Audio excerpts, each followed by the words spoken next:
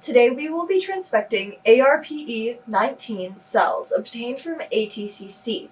We will be using an ARPE-19 transfection kit manufactured by Altogen Biosystems. In this tutorial, we use a 24-well plate. Transfections can be scaled up or down based on plate surface area as described in the corresponding transfection protocol, which can be found at altogen.com.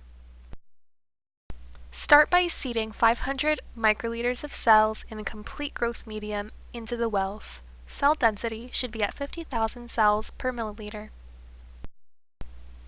Incubate the cells for 12 to 24 hours before transfection at 37 degrees Celsius in a humidified carbon dioxide incubator.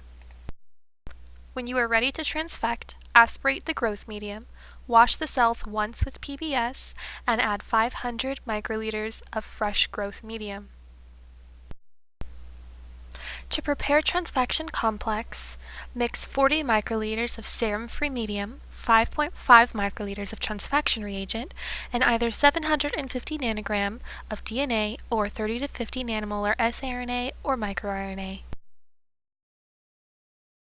An optional step is to add 2 microliters of complex condenser, which increases transfection efficiency, but may also increase cytotoxicity. Incubate the prepared transfection complexes at room temperature for 15 to 30 minutes.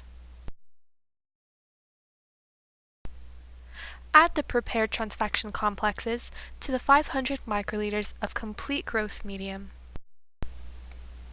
Once you have treated all appropriate samples, incubate the cells at 37 degrees Celsius in a humidified carbon dioxide incubator. Assay for phenotype or target gene expression 48 to 72 hours post-transfection. Here is a Western blot validation of our transfection reagents. ARPE-19 cells were transfected with either lamin AC DNA, which resulted in overexpression as compared to non-treated cells, or lamin AC siRNA, which resulted in partial silencing.